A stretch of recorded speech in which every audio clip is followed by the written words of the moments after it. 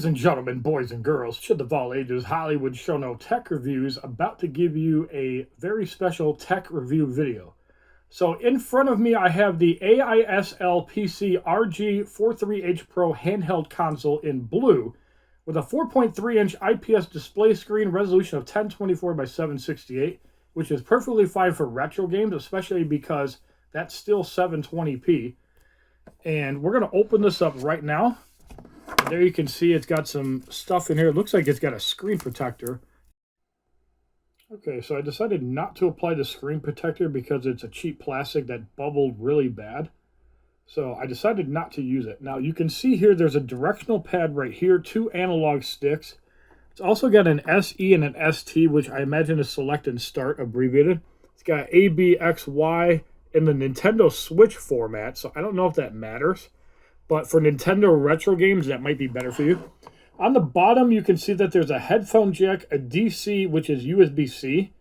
There's also a mini HDMI, so you can connect this to a TV or a capture card if you have said connector, which I do have. And comes pre-installed with a 64 gig micro SD card, which is also the TF card slot. It says you can put in up to 512 gigs, so if you have a bigger card laying around, feel free to put that in. And up on the top, there is the volume up, volume down.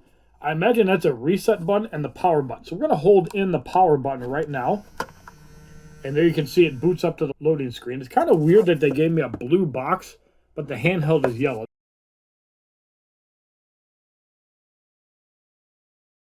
And if you're a Pokemon collector, yellow is better anyways. What matters is how the device works. So here's the first time boot up. So you can see here's the launcher here with game, fave, settings, app, history, search, and download. So let's actually go into the download. So you can see statement on download. So if you go down,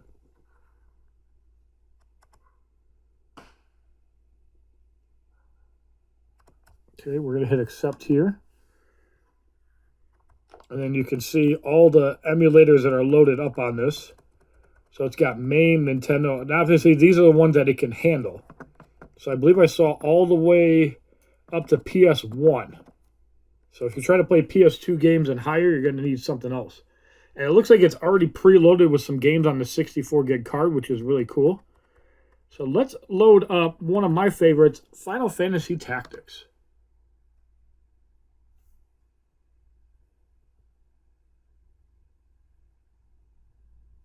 All right. Everything's looking good so far. And I also like the little analog. It's pretty hard to see with my camera, but there's a faint RGB neon glow, which looks pretty cool. The camera doesn't pick it up too well because it's too light in here. Let's see how the speakers sound. I think that's all the way up.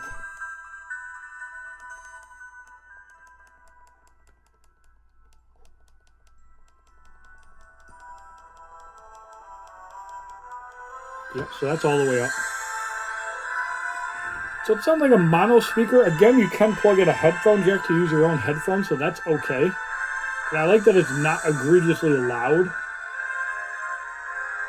It'll play the sounds just fine. I think it's good enough, especially for a $100 handheld. It doesn't need to have the best speaker possible. All right. Now my question is there a way to get out of these menus if you want to quit the game? I wonder if it's the R button. Okay, so that kind of turns it off. So you might have to actually turn off the system to switch games.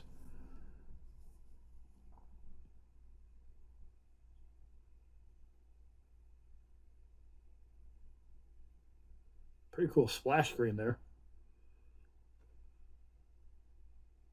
All right, so once again, it's loading into the memory. I imagine there's got to be a little bit of internal storage while you can have the game sit up like that. I will have to hook this up to a PC and see how the card is formatted. All right, so it has all the layouts here. So it's got MAME. Let's load up a MAME game.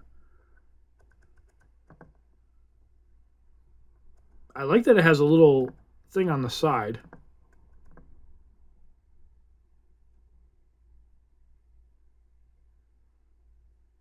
It's probably done in this format because certain ones have to have certain additions. All right, so L1 and R1 is page up and down. There are a lot of arcade games on here.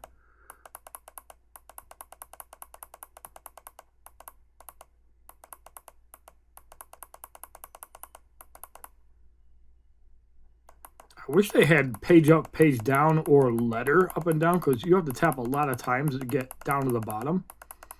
That would make it quite a bit quicker. Is that? Oh, okay.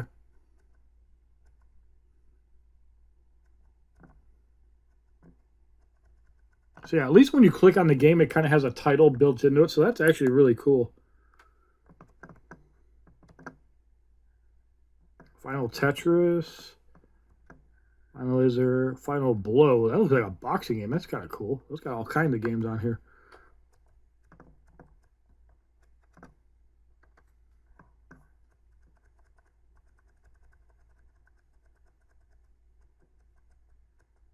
Got Mortal Kombat 4 on here. It's got the Mortal Kombat trilogy. That's nice. Nice little selection of games here. Got Tekken 3. So it's got the popular games. You can probably add more to it if you have a higher card. Okay, so there's another page. There we go. So there's PSP. Let's see what's on PSP.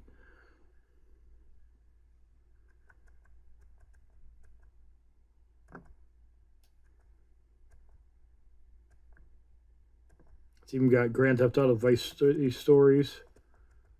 Soul Calibur Broken Destiny. That's a popular one. Spider-Man 2. We got SmackDown vs. Raw 2009. That was a really good WWE game. And PSP did support games that the PS2 did not. So it's pretty cool that they included that.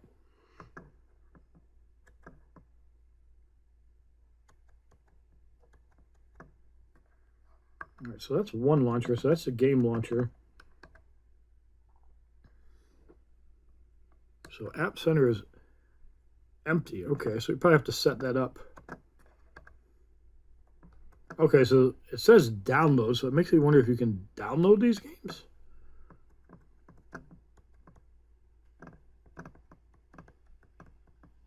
Got quite a few games on here.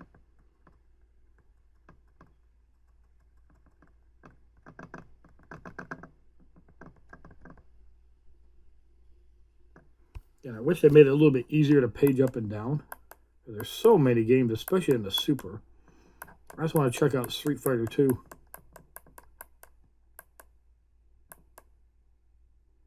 When I get to actual gameplay, trying to hold this, I'll probably hook it up to a capture card to make it a little bit easier. And then just show my hands on the screen just so I can show off how it works. This is just the initial setup here and kind of just looking to see what's on here. So let's do Street Fighter 2 The World Warrior.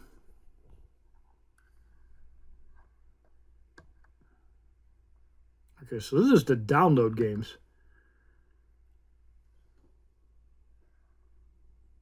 Oh, something about the... Okay, network error test not... So you probably have to connect to the network to do that. Let's go set that up real quick. Okay, so we've connected to the network. So you have to go into the settings and then go down to the network. And there's other things for ambient light, the background, game time control, and some other settings. We'll check some of this stuff out in a little bit. Now let's go back into the SNES. And let's download.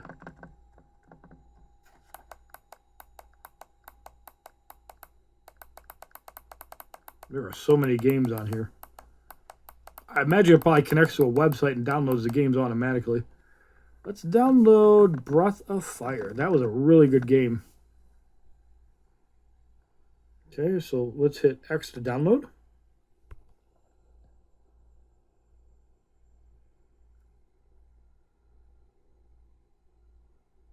See, there's 1,149 games that you can download on here.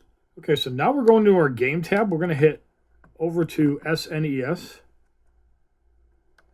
And there you can see Breath of Fire has been successfully downloaded. Now, one thing I am curious about, because I do have a bigger micro SD card, I want to see what happens when you put a bigger micro SD card in here. So let's actually take this one out and put a bigger one in and see if we can just download games right off it. It's got to have some sort of internal storage so you can do that and keep using the same launcher. So let's take the SD card out and see what happens. All right, so after I did my initial recording, I did a little bit of tinkering on this device. I added some games. So we go down to the PSP section. You guys can see that I added SmackDown vs. Raw 2011 all the way to 2006. I added UFC Undisputed 4. And there's a couple other games on here that I have to extract. But I added a bunch of zip files. This device does not play well with the 7-zip extension. So if you have it in 7-zip, you need to extract the file and make sure it's ISO. But everything Super Nintendo is zipped up, so it works just fine. I don't know if zip into games will work, but I can confirm that extracting the ISO will work just fine. Now, a couple things that I did like about in the settings, you can also set your favorite games, which I don't have any set up. I'm not sure how to populate the app folder, but in the settings, you got your system info, it's system usage, the voltage, it even shows this. One other feature that I really liked is the backlight. You have 6 levels of backlight. And this does have network play, so you can download games. I think there's a way you can play online too, but I have to figure that out. Ambient light, you can change the RGB in the analog sticks. So if you're a person that likes green like me, that's a breathing green light. And there you can see the light is green. If I want to make it, let's say red light there, and now the light's red. So cool features. One thing I really like too, and this is important for kids because this is going to be in the hands of kids, I like that it has a game time control option. So obviously never regulate the amount of playing time, and I imagine you probably set up a code so that child can't act it, but I like that this exists. Of course, we're going to have unlimited because also you can download games for certain emulators without having to actually put in an SD card. You can see that there's 1,371 SFC. This is Super Famicom. There's a lot of games with a Super Famicom on here. All you have to do is go down, scroll the list of the games, which there's a lot. I kind of wish that there was a way you could actually go down a letter, maybe using the back triggers, or letter up, letter down. But yes, as you can see, one thing I really wish that this device had was a sort by letter up and down. Beavis and Butthead for the boy.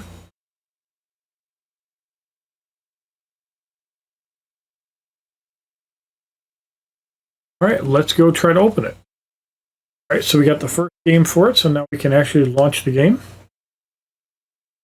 See how it looks.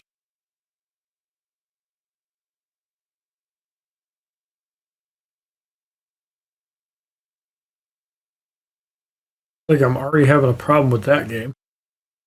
Let's try.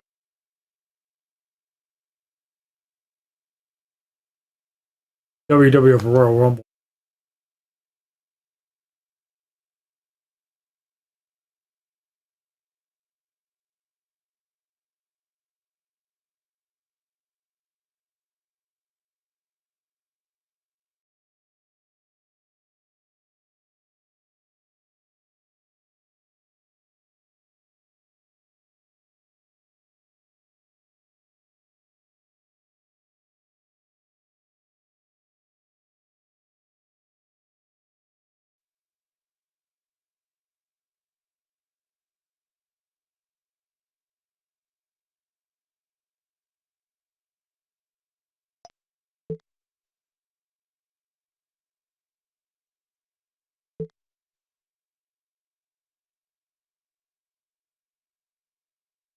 Here she comes again, like good medicine. Every step she takes, my blood is flowing.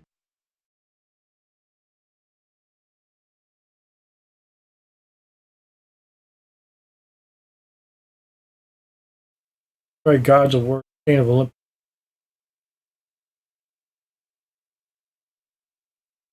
Okay, that one is low.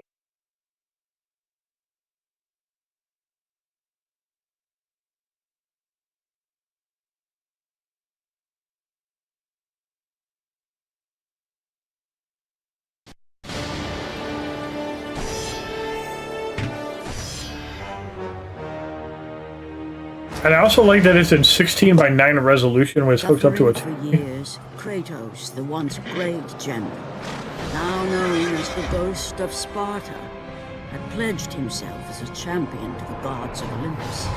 In return, he hoped only to rid himself of the nightmares that haunted him for far too long.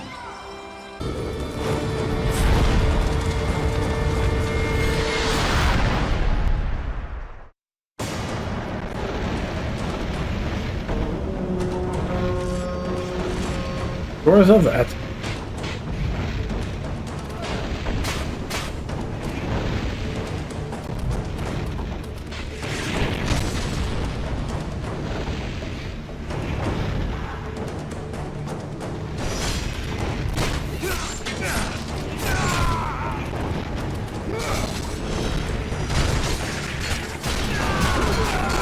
Game looks like it plays really well.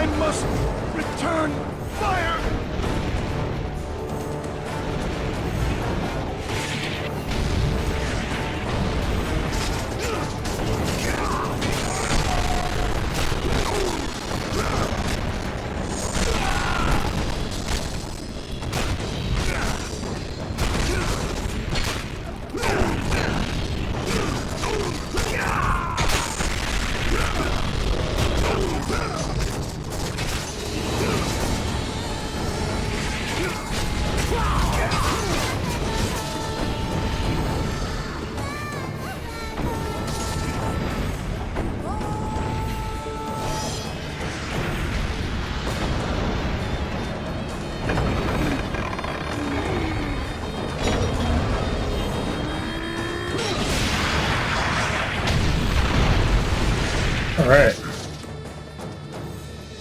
Game looks really cool. Maybe the reason the games aren't working is because it's not in the native 4:3 resolution. Hooked up to a capture card, I want to stretch it out to 16 by 9. Could explain why the PSP works. The retro handheld does not. But this is something we need to test because right now it's not hooked up to a computer. See if the retro games actually load. I have it in my system hands right now. Load up a Nintendo game. Hope the adventures will load. So will it actually load on here? It does. So it could just be the problem is that you can't use this with a capture card because the resolution is different. But confirmed, it will load handheld. Most people aren't going to be playing this with a capture card. Not a big deal. I'm about to launch a game right now.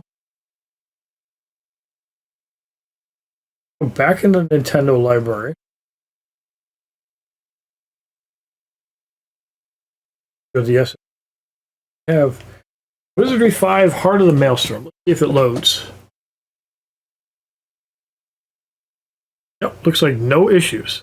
So the main issue is you can't hook this up to a capture card because capture card will try to stretch it to 16 by 9. These games don't support it. That's probably why they won't load. But if anybody has a working solution for that, let me know. Either way, this is still a really cool handheld. And the screen for $100 is actually really good. Now, one final thing I wanted to test regarding this handheld is outdoor use. So you can see it's a fairly partly cloudy day right now in Michigan.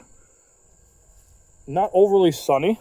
And this handheld is pretty usable. As you guys can see here, I can actually see quite well when I'm looking at the screen.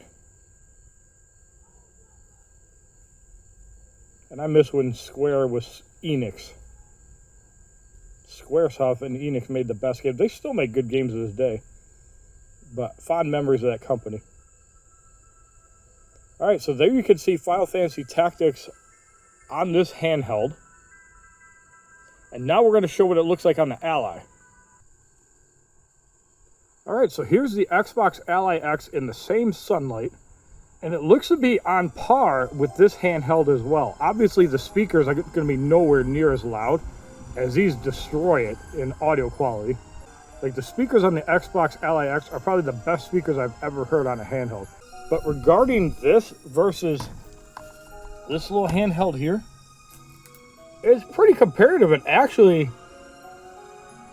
this handheld almost looks better. You know, the screen turned off. There we go. This handheld actually looks a little better.